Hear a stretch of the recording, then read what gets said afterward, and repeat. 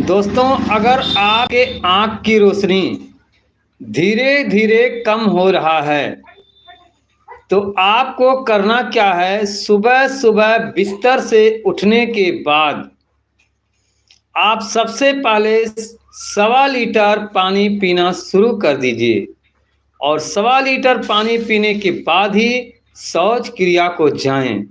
आप देखेंगे कुछ ही दिनों के अंदर आपके आँखों की रोशनी या आपके पेट के अंदर की बहुत सारी बीमारियाँ धीरे-धीरे कम होने लगेगा। धन्यवाद।